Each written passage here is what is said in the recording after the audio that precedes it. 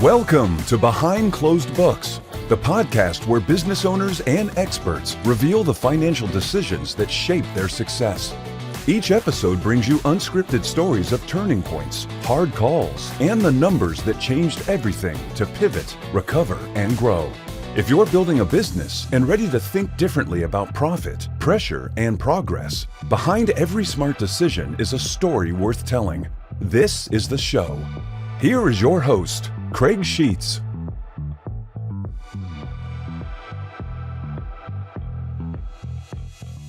Hello, everybody. Welcome to another episode of Behind Closed Books.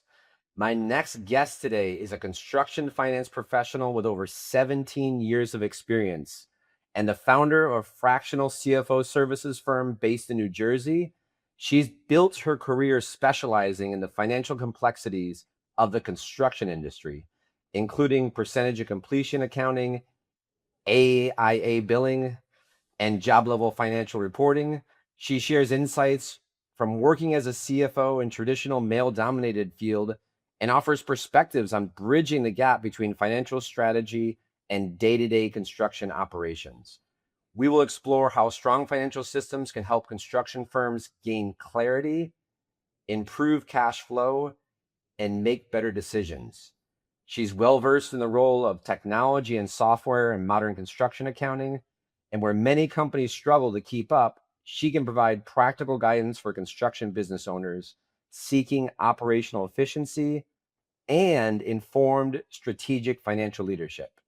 When she's not working, she and her wife are taking care of their 1-year-old child. With that, everybody, meet my next guest, Kris Senior. Welcome to Behind Closed Books, Kris. Thank you. I'm super excited to be here talking about some of my favorite things. You know, it's great because a lot of times people hear that topic, they're thinking, boy, I'm not sure if I know how to do all those things. They might run the other way, but you're like, I'm ready to jump in. Let's dive in with 2 feet. I love it. It's my favorite.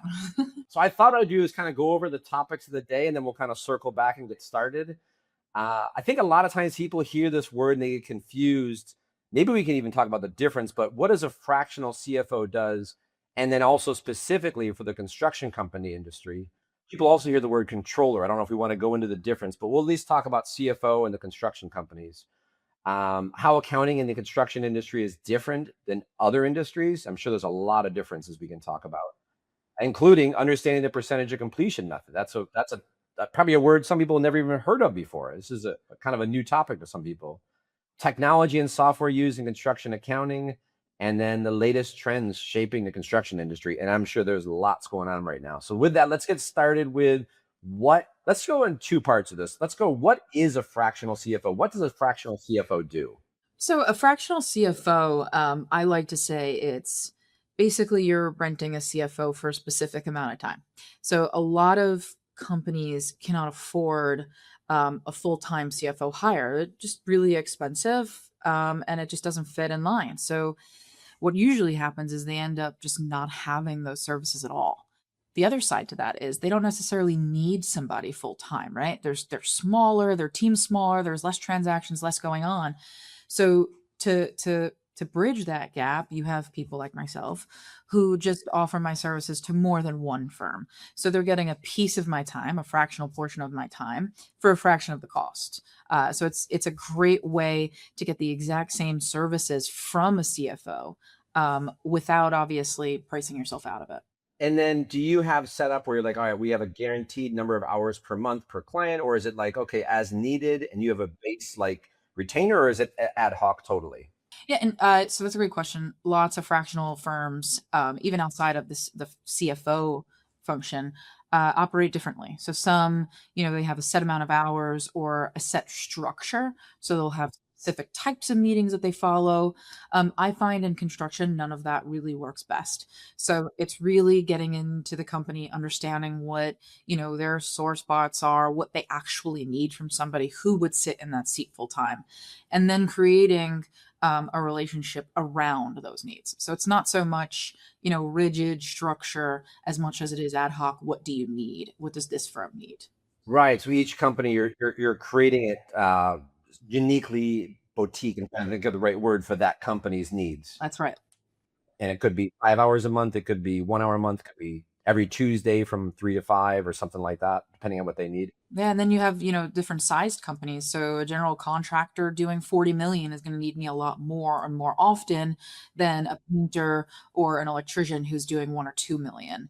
They need the same functions, just at different levels. That makes sense. That makes sense. And CFOs is common to a lot of industries, but for the construction industry itself, not going into too much, because I don't want to tip into the next question about how the accounting and construction industry work. But how do you think a fractional CFO for construction companies different, or tell me a little bit about specific like fractional CFO for the construction companies itself, like how that might. Do you go out on site to them? Do you have to do review of their labor, or how does that work for construction companies? Sure. So I'm sure that people in any industry will say the exact same thing that I'm going to say, but construction is very unique. And I say it almost like a construction culture that follows no matter where you are. In probably, I'm going to say the United States, but I'm going to venture to say in the world. There's a strong desire to see people in person, whereas other areas in other industries that's melting away. There's very rigid sort of traditions in how construction operates, trying to move folks from just quite literal blueprints to software that does takeoffs for you is a challenge. So when you come in from the finance end, like I'm going to help you control your money, and then you say I'm going to do it virtually, is it's a rough one. So I would say that it's very different when you're going to contractors who they're really amazing at building. They just don't understand the complexities behind the admin work, the forecasting, the financials, the margin changes, the WIP reporting. So you really do have to build their trust very early on. And a lot of times that's in person. Okay. All right. And then in the accounting industry or for construction industry specifically, rather than kind of compared to other companies, is there certain chart of accounts kind of starting at the basic level that's different? So if you were to have like a chart of accounts, like when we do, bookkeeping for a company, we use a standard set of chart of accounts, but I imagine that's not going to work for construction industry, will it? A standard set of chart of accounts. No, and I would venture to say there's no such thing as a standard within the construction industry. I mean, yeah, it's very much, if you're doing it right and you like what you do, very customized to the firm. So all their needs are so different. Like if I have a general contractor, just on the general contractor level, you have general contractors who self-perform work, and then you have general contractors who don't, and that needs to be separated out and therefore tracked. And then some general contractors self-perform carpentry and some painting, and those are different on the chart of accounts. So it's very customized to that firm, and it's bad information if they tell you not to do it that way. Right. Okay. So you got to be careful. You're making sure it works for that company. Make sure that it works for what they need. So you mentioned before, it's not just one type of construction. I guess when I'm thinking of GC, I'm thinking general contractor. They go around, they fix houses, and they do either handyman work or maybe explain the different types of construction. Is that an inappropriate question industry likewise? Is that the right question? Sure, yeah. There's many. So you have, general contractors where I kind of started in the commercial industrial setup that, are building hospitals and, playgrounds and huge buildings. And then, you have general contractors who are doing home remodeling, which could be vastly different. I work currently with a lot of high-end residential general contractor firms in New York City, and they're doing very different work from, someone who's building houses in New Jersey.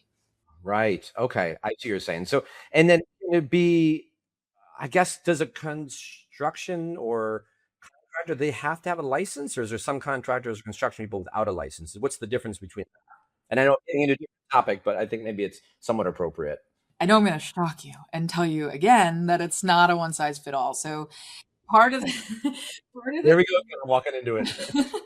walk right into it.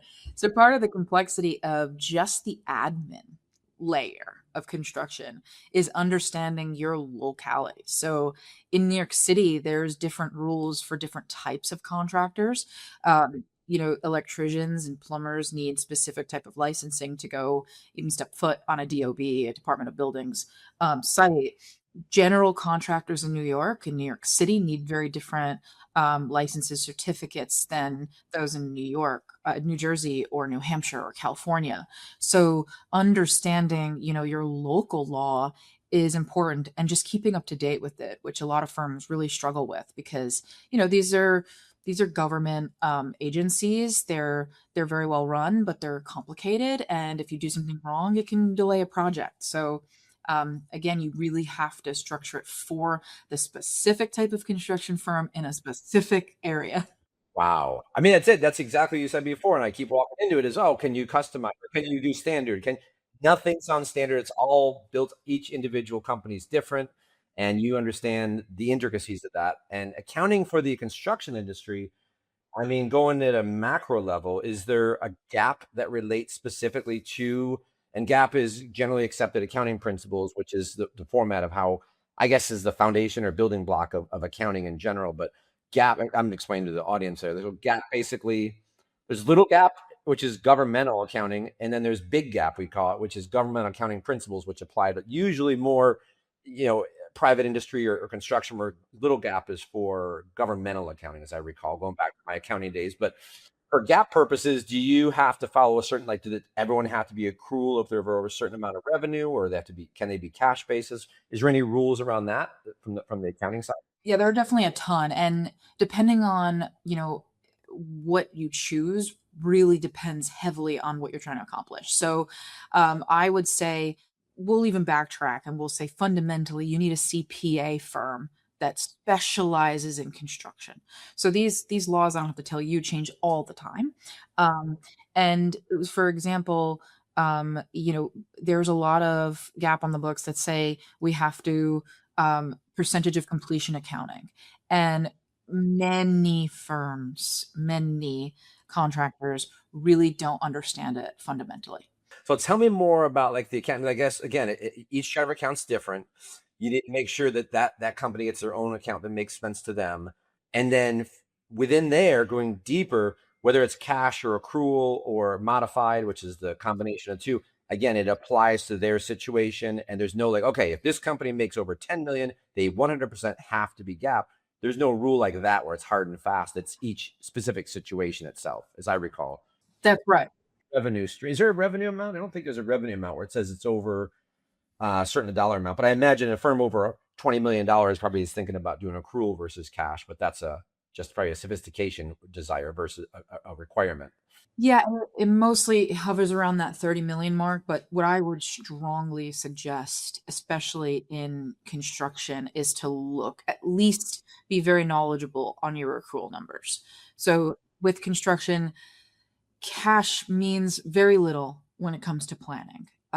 Making sure that you have your accrual books as perfect as possible. When I say that, I get a lot of contractors who are like, well, we built the client $10,000 and we made $10,000. Well, no, you didn't. Where in your books are you putting the expenses against that? Have you talked to all your subcontractors? Have you talked to all your vendors? You've booked all that. That $1,000 becomes $500 really quickly. So as much as you're working with your CPA on maybe your cash basis because it's easier, or that's what the gap dictates, it's strongly advised to be forecasting, modeling on the accrual method. Makes sense. And you're exactly, because a lot of times people, even business owners, regular business owners, the same thing. Why am I negative this year? I don't understand. I don't have bank. I don't have money in the, I don't, or the opposite. I don't have money in my bank account from a cash flow perspective, but I owe taxes, and they'll come to me saying, I can't owe taxes. I have no money in the bank. It's like, well, let's go look at your owner draw. How much owner draw have you taken? Let's go look at your spending on payroll. Maybe you're spending more on payroll than you realize, because they're thinking, well, there's no money in the bank account, yet I owe taxes. It's impossible. And they just don't, they can't comprehend, again, accrual based accounting, to say, right, you may have brought in X number of dollars, million or $2 million, but you've also exceeded it through maybe distributions to your owner, or you've used your business bank account for personal reasons, which is a no-no, as we know. Don't commingle funds. And all of a sudden you're like, oh, it's a surprise. And I'm like, I'm not surprised. If you came to me earlier, or even monthly clients come to me and say, yeah, that's what happens. We talk about this every month. Stop using this as a personal bankroll, because you got to have the money there for taxes are important. And tax planning, of course, as well is important. So do you meet when you work, are you meeting with a CPA, or are you acting in the capacity of the tax preparer as well as the CFO? So no, I'm the strategy here. So I'm the day-to-day operational finance person. I partner with really amazing CPAs who I work with on the tax planning side. But yeah, it is a partnership. It's very difficult to do both.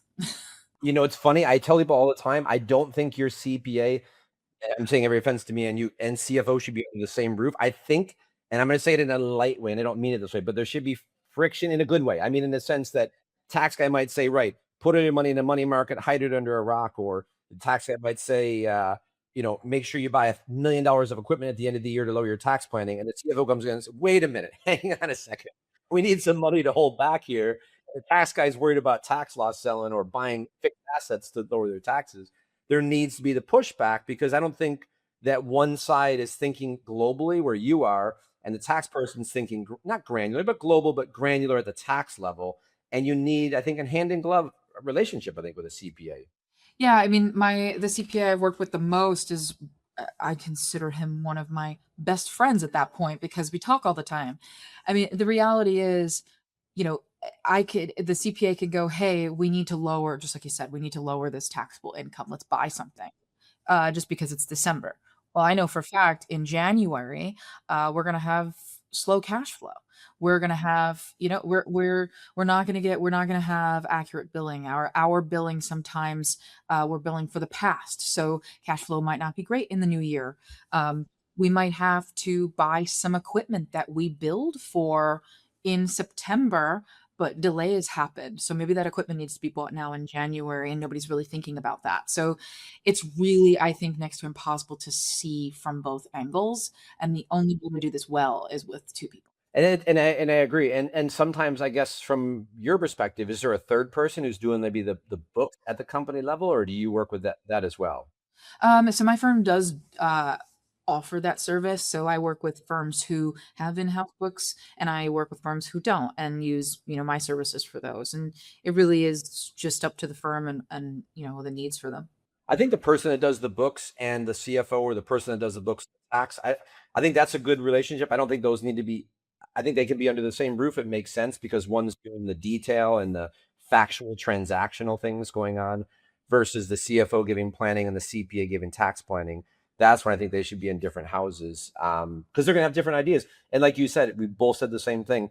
I might come in working with you as a CPA saying, right, let's go buy 16 tractors. I can't wait. And you're like, whoa, whoa, whoa, whoa, Craig, hang on a second. No, no, no, we're going to lower their taxes. Like, yeah, but guess what? We have a very slow January and February. We always do. Look at the cycle. Well, what cycle? Yeah, the past 5 years, because I'm the CFO looking high level, they can't afford that until March. Oh, yeah, well, we'll help their taxes, but that's where the conversation has to happen. And maybe the owner says, you know what, I'll go for it. But either way, it doesn't matter. They need to be informed, and they can make the decision they need to make, because nobody, I always say this in accounting, it sounds silly, nobody likes surprises. No. And nobody wants to be looking for where payroll's coming from right after Christmas. Yeah. Hey, you can use that truck and drive it down the road instead. Everybody can jump in the truck, get an hour each. There's your payroll. Oh boy, I can't wait. Thanks for letting me use the Caterpillar tractor. That's not going to feed the family, but it'll be fun. Absolutely not. Well, this is good. It's good we can talk like that, because CFO, CPA working together should be so synonymous and should be hand in glove, that the owner should be like, oh, these guys got it, and I just know I need to sit back and wait for them to get a hold of me, because I trust the team so much that I should be on an as needed basis. They'll pull me in because they're watching things for me. They're doing things for me. That's right.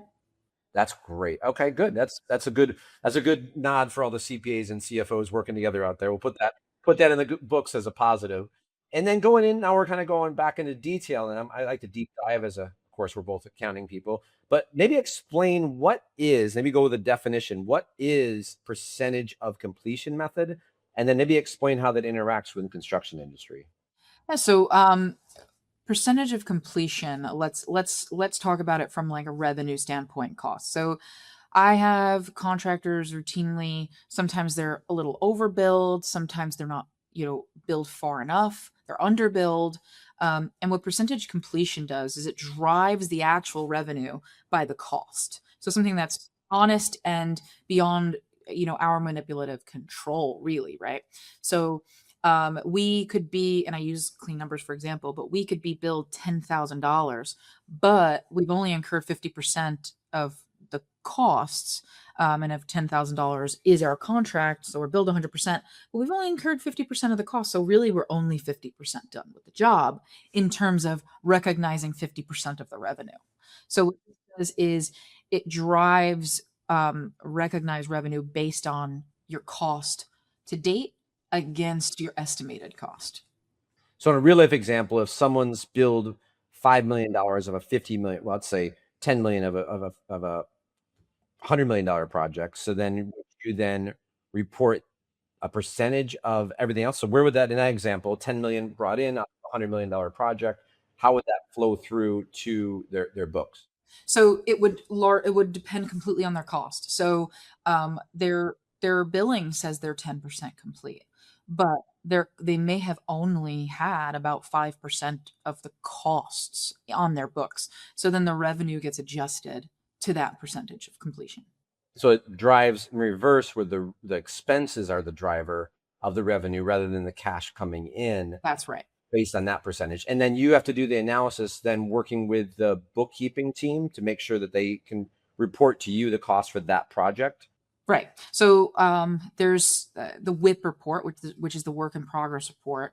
And basically you have your contract totals, and then you're working your way through to the right. So you have estimated costs, right? Where, and I'll give you a little caveat here, where most people go wrong is they don't update their estimates as the job goes on. So every time you make a change order, there's a change on the field, you have to update that estimated costs, whether it goes higher or lower. And then you put your costs to date. So if your costs are $10, your cost estimate is $10, and you've spent to date $5, you are 50% done with the job, regardless of what you've billed. And then the adjustment here is, so maybe you build at 50% regardless. And now, your costs don't say that. So now you're adjusting the revenue in the books to match. Right. So you're either catching up or slowing down the revenue based on the expenses as the driver. And does the bookkeeper usually do that, or does the management team hold the reports that drive the recognition? This is an accounting function. It's an accounting function. I mean, it's a lot, and I should say this really clearly. The biggest difference, I think, in construction is how close accounting needs to be with project management. So it's not enough for an accountant to just understand accounting. They have to understand the fundamentals of project management, schedules, change orders, schedule delays, cost overruns. They have to, and they have to routinely be talking to project management. The disconnect there is improper WIP reports. So, your cost dates have to be accurate, especially if you're, on accrual. One bill could change the entire percent complete on a project. Wow. Oh my gosh. So you really need the specialized team around you, not just you, but the team and the data you're receiving needs to be at the right level so you can make informed decisions off of that. That's right. I'm nobody if the team around me isn't functioning. There's just no way. The disc routinely too. I mean, you're talking about two very fundamentally different worlds and cultures and people. Accountants and project managers arguably could not be any different. So you're talking about collaboration between two very different mindsets. And project managers, they're on site all the time and they're dealing with the real time projects, right? And my sympathies go out to them. But then you're talking to an accountant who just, the numbers are the numbers. What do you mean they're going to change? That makes no sense. Like it just doesn't. So no, you're right. And from the accounting perspective, a lot of times, sometimes you even have heads down accountants or backwards looking accountants where they're saying, okay, we're looking this way because we're looking at the data that's already occurred. We're not even thinking forward looking at all because that's what's to come. And we're looking heads down at the data coming in, where it sounds like you need to look forward, you need to look backwards, you need to look up. With that, you need to have a very robust 360 perspective as to what's going on and what's happening all around you, and real time too. It's not like, all right, tell me about this 6 months from now. You need to know like monthly, weekly, daily. That's right. It's funny because I always tell people I live in two worlds. I have two brains almost. I have to sit in a room with a bunch of project managers and talk schedules and unhappy clients and holes in the wall where holes don't belong and leaks and all this stuff. And then 2 seconds later, I have to go talk with, an accountant on, accruals and and reports. It's just you quite literally have to change your tone and the way you speak and the words you use. Even the terminology is completely different, and there's usually just the one or two people who can actually translate and bring those two teams together. Everybody else has to just stay specialized in what they do. So it's really important that, your CFO or your controller, whoever the top person in that department is, that they also speak project management. It sounds like you're almost fluent in two languages from the financial perspective, where you can speak construction talk and accounting, because that alone, if you had the construction people trying to explain to the accountants without you there, I don't think that bridge would ever be gapped. Like, we don't understand. There's a problem here, and don't you understand the construction equipment broke down, or we're not even there yet. We got to incur more costs. And the accountant's like, well, what are you talking about? I see the numbers that are on the books here. What do you mean? So that is an amazing gift to be able to speak. I don't think people appreciate that, and I'm glad you said it out loud. What a gift that is! You can speak two languages. That is like, Oh yeah. I would say I would say that it's a fun curse that I have to live with. I've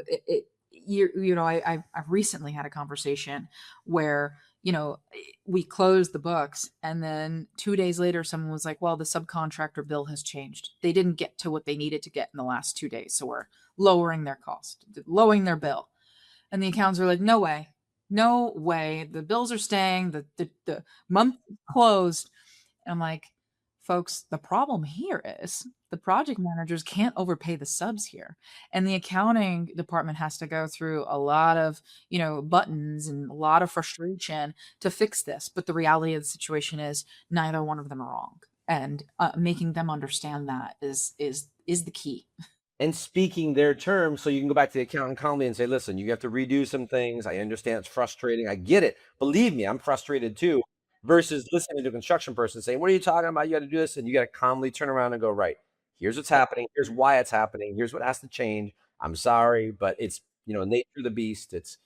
And then you tell the construction people, right, we got to cover, just hang tight. Give me a bit to talk to the team and get them talked off a ledge, basically. Oh yeah. And then the fact that the accountant's already mentally in the next month and the project manager's already on the next project issue, it's like, no, let's come back.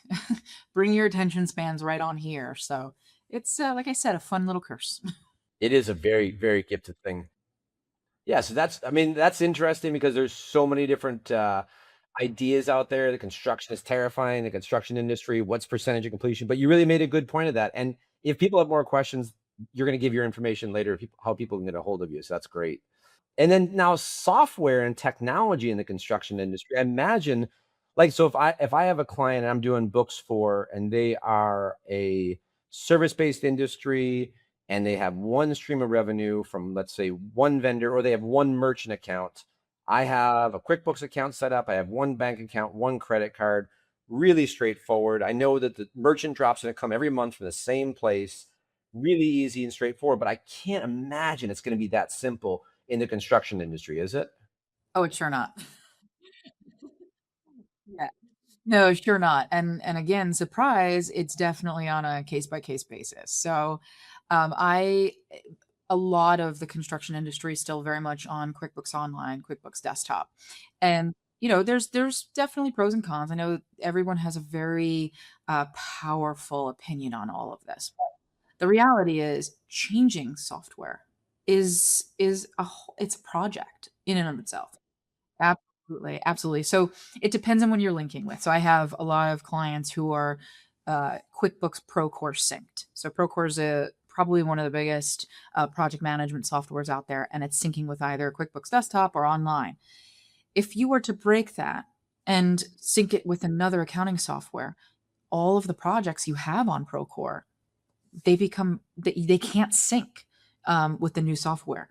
You would have to finish out the lifestyle.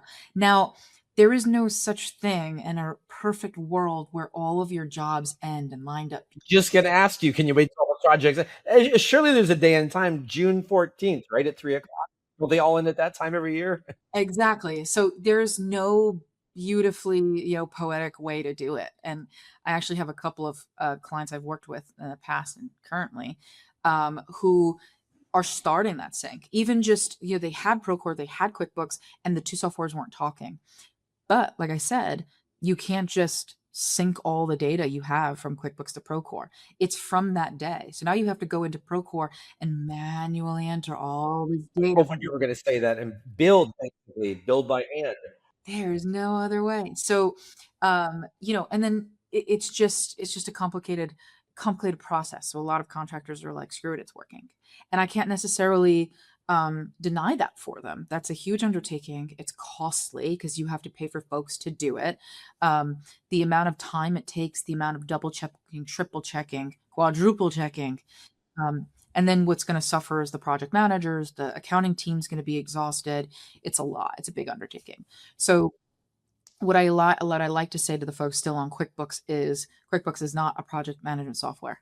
10 times out of 10, you're going to need one, especially when you get into AIA billing and, subcontracting. It's very hard to do those things on QuickBooks, near impossible, especially with online. They don't necessarily have it perfectly set up. So there's a lot of programs though that are emerging to make it a lot easier and more cost effective, because shout out to Procore, they're definitely dominating. Here we go. We can put that as a promotion on there, Procore. Definitely dominating the industry. They are costly for a lot of contractors, so not, a lot of the small mid-sized guys they can't use it. So, there's a builder trend. I actually just had a demo with a company called Notify, and the goal is to stretch out the use of QuickBooks. So, they're syncing the numbers. They have the AIA functionality. They have subcontractors. They have budgets, because project budgets on QuickBooks aren't, built out. You know, fancy ways to streamline those processes.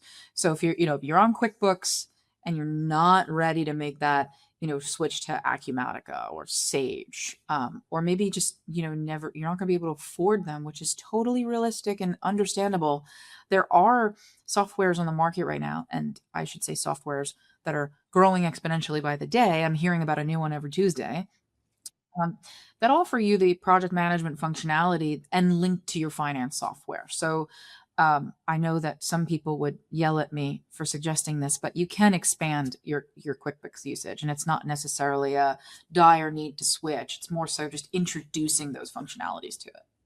Right. Okay. Yeah. Because everyone thinks QuickBooks is the answer for everything, but I think it's horses for courses. In a situation where you have the industry of construction, there may be specialized software that's better than QuickBooks out there, and maybe the cost a little bit more. But if you're going to use the functionality of it, it's going to be worth it. It's going to save you money in the long run. Doing the right books and having good planning again. That's the importance of it. And the other reality is that this software knowledge is very specialized, and it takes time to become, an Acumatica expert or a Sage 100 master. It takes time, and it's costly, and not a lot of construction firms can bear that cost. So finding a happy medium with, a company like I suggested, Builder Trend or Notify, which is really cool software.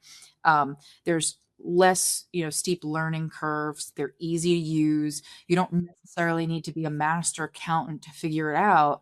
And again, that is the reality behind QuickBooks usage. It's easy for anyone to use in comparison to these other software. So if you're a team and you don't have a real built out accounting team, maybe your sister-in-law is helping you with the books. You need to stay on QuickBooks. Don't venture out to these complicated programs. It won't make it easier. But maybe introducing, a right hand to the program is your best way to go. That's great. Yeah. And speaking of softwares, is there other trends shaping the construction industry besides new softwares that you've heard of? Oh yeah, definitely. There's a push for AI. Yes. Oh, big push. It's funny because, like I said, construction is traditional. We have traditional values and traditional culture. If I could tell you how many times I've been told of, we can just go back to the handshake, or just go back to the snail mail contract that really didn't matter and never got signed to begin with. It's not like that anymore. we need we need to Yeah. And I can't say that it's a bad thing because we're here because of 8 million lawsuits that got us here. So anything to avoid those. Yeah, keeping us safe forever, everyone. So, but the downside of that is more administrative work, more conversations, more back and forth, more emails. And how do we manage that without necessarily adding on more overhead, more labor, more admin work? And there's definitely an argument for AI, although I would say to construction owners and anyone in construction, let's be careful, right? AI is it's basically a very fancy way of fast searching. And the AI is not the expert in the room. You still need one. So it's definitely not the answer to everything, and you still have to triple check. I have folks who are putting in drawings and getting takeoffs from an AI machine. Like that's phenomenal, but that's not ready. That's not client ready. You need to go and make sure that the AI, it's only as informed as you make it. Didn't miss something huge. Especially in drawings. I mean, if you're architect or engineer or construction and you do what, I don't know, 2 inches off, probably even less than that in some schematics of buildings, that probably is too big of a margin, maybe even smaller. That could take a huge structural difference on the building, and then the size and the maybe you didn't order enough materials because you undervalued. Oh my gosh, we're short of 2 inches on this side of the building. How are we gonna get a piece of steel to put in the wedge there because we forgot to buy it the right size? Whatever the case, it's AI is not the be all end all. I agree with you, and it scares me too from an accounting and tax perspective. People go into Claude or they go into Chat GPT, and it's like, yeah, I looked up this cost segregation. Let's do that because that's what I want to do. That's what Claude said I should do. It's like, well, what are you talking about? Why? What are you going to sell the building in the next year or two? That's going to speed up depreciation. You're going to pay tax on it later on. Do you really want to do that? You're just trading one problem for another problem. And what's the cost of doing cost segs? For an example, and it's not exactly construction, but kind of similar. Um, and you don't want to just get all your advice from one place. You need to vet it through. And that's where I think you come in as a professional to say, right, let's pull this process down. This is a Swiss Army knife, and this is one of my tools, the Swiss Army knife of different things I can use, right? Not the only, but one of. Just one of, and it's something that needs to be managed just like a person. So I think that's what people are missing out on, that you still have that layer of need for management, oversight on the outputs there. And you get really comfy with the outputs, and maybe one's perfect, two is perfect, but that third time something was missed, and now you're too comfortable and you're not checking. I would also venture to say that Claude, ChatGPT, useful. I admittedly use them from time to time. I don't think they're necessarily bad, but they're only as good as the information they're searching for. They're still searching the web, and I don't know about you. I grew up in the '90s. I still have problems trusting everything on the internet, right? So I've had clients who are like, Claude told me that we should be tracking our 18-month forecast based on the average number of projects.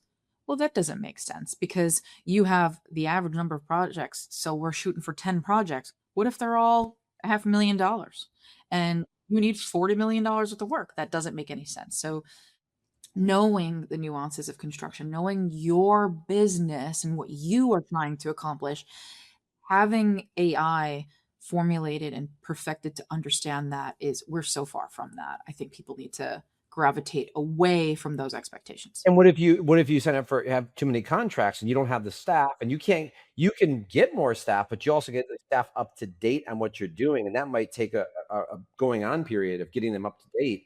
You can't just say, okay, we're going to do 40 projects this year. Great. Well, we did 20 last year. We got staff for 20. How are we going to double our output? And how are we going to train the gap between those people and find those people? See, well, Claude said that's a good idea. Well, yeah, sure. Claude said it's a good idea. I love it. But in reality, we can't do it. Or if we can, we need to do some planning around it. First quarter, we can add 2 more, bring 6 people on. Second quarter, whatever it is, systematic, segmented, break it down into bite-sized pieces, maybe. Right. And even just giving a straightforward example, Claude doesn't realize that all of the paperwork is the same, no matter what the project size is. Like if you're working in a union, you have to do certified payroll for these projects. Doesn't matter if the project's $10,000 or $10 million. You still have to have the admin support to produce those reports at the end of the month. So yeah, go for a million projects. It doesn't matter, but you still have to break down the support you need in the back end. Clients ask me all the time. I do tax returns, maybe a one-off annual tax return for somebody, and maybe they make 100,000. I have another one that makes a million. To me, it's just zeros. To me, it's just zero. It's zeros on a piece of paper, and yes, there's more maybe expenses. But if I got a P&L with zeros, it takes me just as many time to put that into the software. But the risk to me, whether it's five zeros or six zeros, that's where it becomes in. But realistically, it's zeros. So you have to do it based on what's best for that company, what's good, and what makes sense planning wise for a company and what they can actually handle and optimize. I think what you're saying is it's important people hear that, because AI is going to be a tool, but I don't think it's going to be the be all. It's going to be exactly like you said. It's another employee that you have to manage. I love the way you said that. That's it. And that's a great way to put it. So yeah, trends in the construction industry, maybe it's going slower than other industries or faster in some ways. But I think at some point, everyone's going to have a little piece of AI in the company's production or the back end of the operation. But how much? If you're an auto manufacturer and you're making cars, well, you have a lot of AI because you got those machines making the autos. But if you're a construction company and you're razzing a building, you're not going to bring a robot out there to razz the building. You're going to need real people in Caterpillar trucks and all that, bringing the building down and turfing the dirt. You can't bring an AI into doing that. So Like if we think it's bad, when an employee goes away for a week, imagine what it would be like when your whole structure is AI and AI goes down, and there's no experts in the room. yeah, oh my God, you got to have that expert knowledge in there, because otherwise you can't have anybody speak to it. You have to have the team ready to talk. And I think that's a really good point. And it's a I don't know, not saying it's a thing to be scared of, but something to think of, something to think about for sure. That's really good insight. Have you found that different regions are more prone to using, like maybe different types of construction people want to use AI more than others? Or is there certain, like, well, there are people in the plumbing industry or people who are GCs or New York over New Jersey, or is it kind of all the same what you find for people trying to? That's a great question, and I would venture to say that it's more to do with age. I mean, this happens, right, every couple decades. The older folks and the younger folks, and the differences in opinion on how things are structured. But in general, we have a lot of folks leaving the industry, so there's a lot of owner succession there, and younger folks have been raised on this equipment. I joke because I didn't get a cell phone till I was 16, but that's not true nowadays. There's kids out there with a phone at 5, 6, 7. You see them all the time at the airports or traveling. You're like, how is this kid operating that thing so fast? I don't think I could operate the iPad that fast. Yeah, and the reality is that I'm sure when they're entering the workforce, they're going to be way more pro technology than I was when I entered the workforce, 17 years ago. The technology that's coming about. I mean, I have an admin who just got me on Granola for AI note taking. Oh yeah, yeah. And in the beginning, I was like, "Oh my god, what am I gonna do without my pen and paper?" But I'm realizing that I'm now able to focus completely on the conversation. And, we're about 16 years apart, so she didn't really need to be convinced, and I certainly did. Uh, so it's more so, like, "Oh no, who owns the AI and who's getting the information?" And she's like, "They already have your information. Stop." Make your life easy. So there's definitely a cultural impact with folks coming into the industry now, and the folks leaving, and us, who I would say me, who's right in the middle. My first computer was really heavy and definitely not portable. So it's very hard for me sometimes to give in to that. So there, I would say mostly it's just the generation coming in. They were born in technology and don't know anything different. So their trust for it is, I say, more well built than ours. Absolutely. I know exactly what you're saying. As a matter of fact, I do a lot of note taking because obviously I'm running the podcast, and I'll do the pre-meeting like we did, and then I can scrape the data. And I've taught my Claude, I built it on my personality, and I told it what I'm looking for the intro and what I'm looking for the questions. I just dropped the meeting note in there, and then I'll outspits exactly a nice intro and all the 5 topics or whatever topics they are. And it's like, wow, and I read it over, change a few things, and I'm like, okay, AI works. But but I had to do some training, and I manage it. I look at it, I make sure I understand it. I'll just say, okay, it's done. You got to read through it. And then same thing for tax research. And I got to go back, okay, show me the code reg that is. And then I'll go back to IRC, the IRS code sections to say, right, okay, that is the right code section. But I'll maybe have it pinpoint me to that, and then I'll take it and go double check it, obviously, not just take what it's saying for granted. Oh yeah, definitely. You have to do that. That's great. We've covered a lot of topics today, and I'm really excited. I thought we could do, and I think this might be good for our listeners, and maybe for people who you're going to have listen to this too, is maybe talk a little bit about you. I guess, Kris, from your childhood to when you started working, not so much like, your working days, but maybe tell me a little bit more about your childhood and everything. Yeah, so I grew up in the Bronx, old Bronx, New York. I still think it's one of the greatest places to live. So I grew up very much blue collar atmosphere. Most of my family was in restaurants or other, I say hourly waged jobs. Nobody really went to college or anything like that. Great, great, great life lessons learned throughout my childhood, watching people work extremely hard. And not necessarily being rewarded in kind all the time. So when it was my turn to figure out what I was doing, I got my first job when I was 11, helping the family, right? Like that's what you have to do. And I have my mom's a single mom, an incredible single mom, me and my sister, and it was very tight knit. So I grew up around a lot of hard work. That's what I always like to say. It was a lot of, boots, get on those boots and get to work in the morning. Woke up super early before school because we had to go to work with my mom. What did your mom do? What was her business, or where did she work? So she worked, I laugh because by 23 she had 2 kids and I'm 35 and I have a 16-month-old. I can't imagine being her, right? She worked. Me too. Yeah, right in the heart of Manhattan. Oh yeah. And she worked whatever she needed to. So she cleaned houses when I was really young. She worked in restaurants. She managed restaurants. My mom was always super smart. So she did the books for fruits and vegetable stores. And yeah, and I didn't really necessarily understand exactly what she was doing because I always looked at my mom as, like that, the getting an hourly wage, but without a college degree, without a high school diploma, she was taking on quite a bit. So oh, yeah. So when it was my turn to kind of figure out what I wanted to do, I knew that I wanted to be one of the first people to go to school, but I didn't have a lot of people around me who could guide from experience. Right. A And lot of times you don't have that generation before to say, well, you got to start applying for schools early. Here's the things you should be doing to get into schools. Here's what you want to look for at the school. Being the first generation go to school, you're blazing the ground trail for the next generation after you, for your family. you're answering the questions. You're giving them the insight. And I'll say like these folks who didn't go to school and their kids are going to college, the only, the best thing my mom did for me was just to support me. She acknowledged it was a difficult journey. She acknowledged that, these are some of the areas where she can't really give advice, but her advice still stood and it's still the same. You work really hard. You learn as much as you can. You get as much experience as you can. Don't back down. Don't be afraid. Get out there. The advice still stands. And so I did. And I went to college for forensic psychology. Wow. Okay.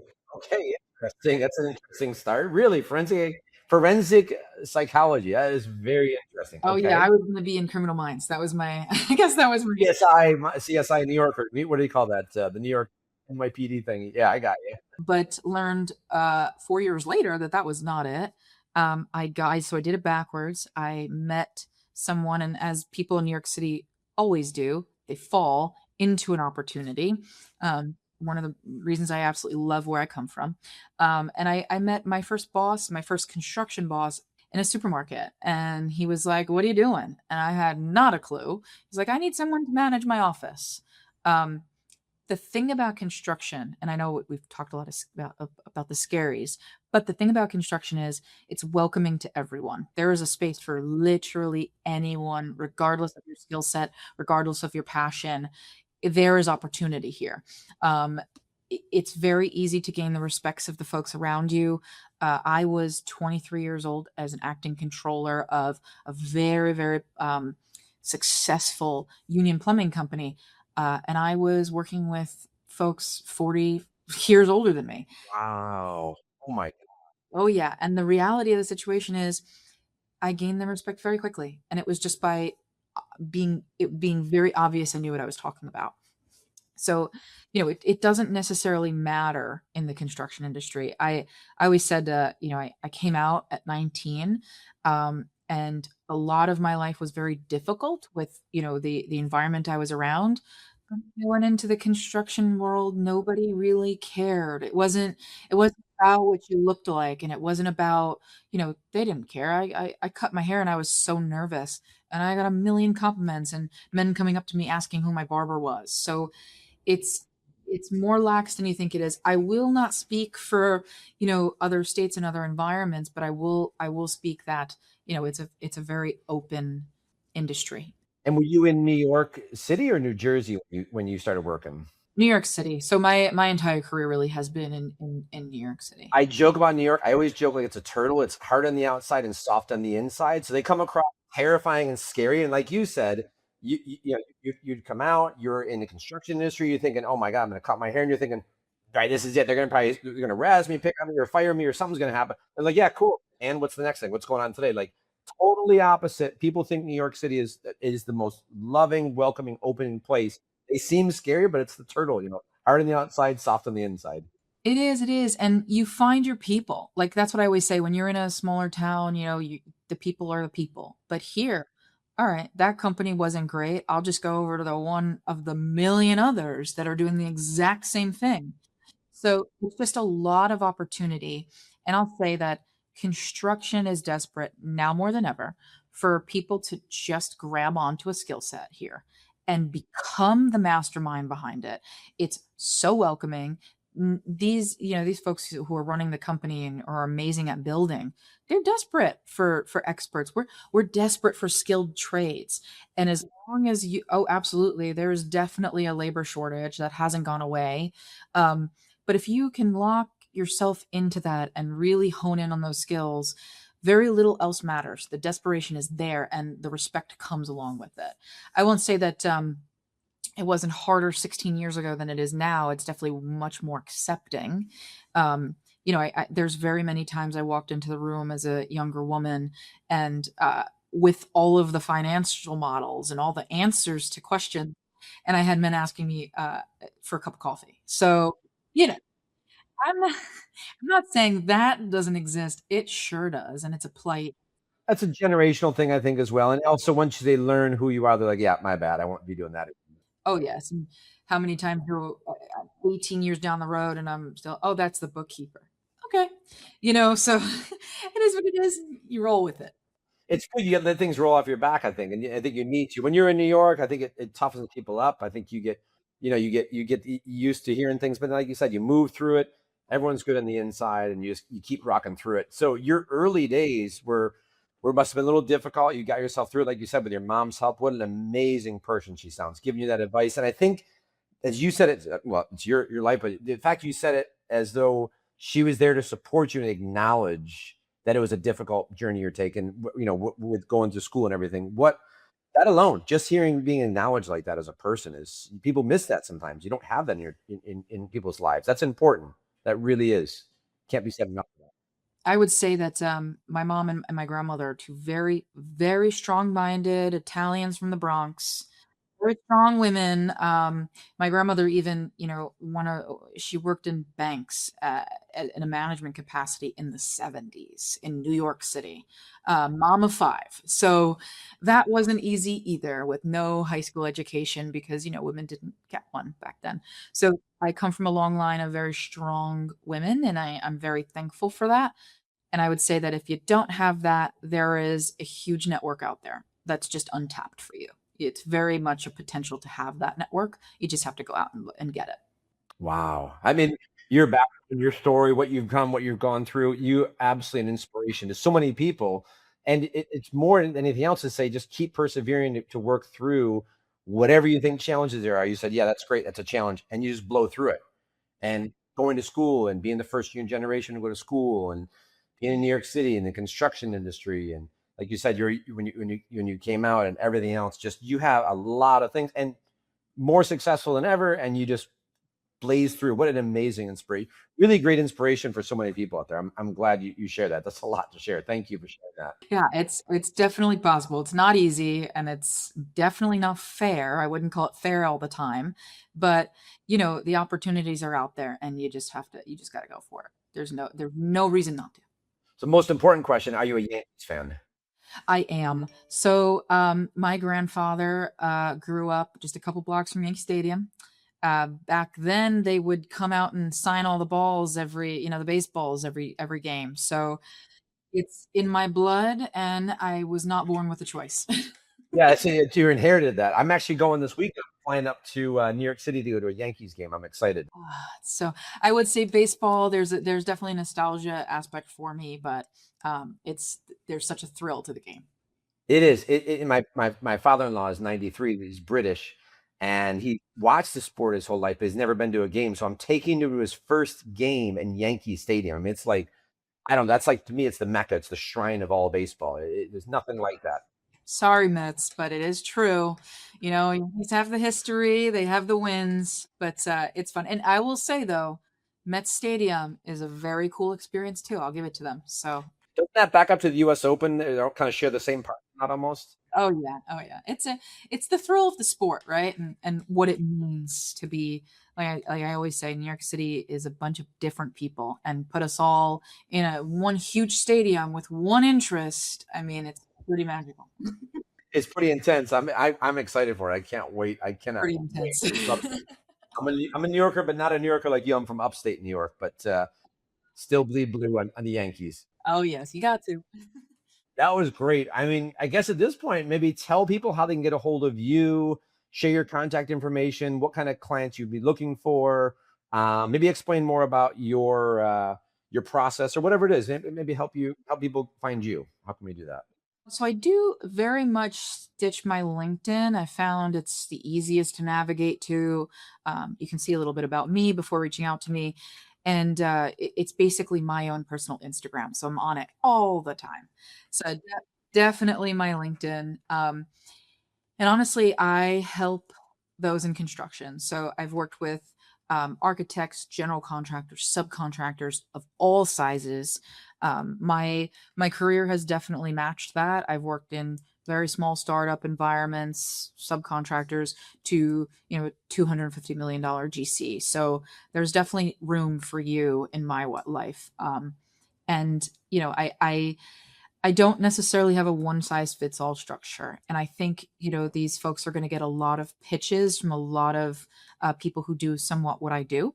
And I think the downfall for a lot of these pitches is they come up with a structure and try to apply it to every firm they onboard. And I just don't know if that works. So I'm not going to give you, the spiel of this is what we're going to do and when. I'm on board. We're partners now, and then we're going to come up with a process that works for us. That's great. And what's your name on LinkedIn? Is that just as it is there? Yep, Kris Senior. Okay, just want to make sure it wasn't like a junior or something or the second or something. So it's K. Kris is with a K, correct? That's right, KRIS. Okay, great. And do you do just one region only, or can you work with other people outside your region? No, any state. I find that New York City is sometimes thought of as like this big standard in a lot of industries, but a lot of the functionality and a lot of I would say the processes should be brought to other areas. So I'm highly interested in working with outside state. Okay, great. So they can find you on LinkedIn. You work with other areas besides just New York. It's not just one kind of construction. Get a hold of you and you can kind of go through what their situation is and work with them. And it's not boilerplate, it's not standard. You'll figure out what it is best for their business, each person. If you're building something, we can work together. I love it. That is great. Wow. I thank you again, Kris, so much. I'm so sure our listeners are going to love listening to the conversation. And thank you for being on the show, really. Oh, I love it. I love it. Thank you. And then what I can do next is if anybody wants to hear more from Kris, maybe we can do a follow-up on another topic sometimes I've been doing that. I think it might be good for us to do a follow-up. So let's do a conversation starter on that. But for now, everybody, thank you so much for joining Behind Closed Books, and looking forward to talking to you on the next episode. Have a great day. Behind Closed Books podcast requires more than a conversation. It takes action, research, and collective wisdom. If today's episode resonated with you, we'd love to hear your insights. Join the conversation and help us shape the future together. We'll be back with more stories, strategies, and real-world solutions that are making a difference for everyone. In the meantime, be sure to subscribe, rate, write a review, and share it with someone you think would benefit from it too. Thanks for listening, and we'll see you on the next episode.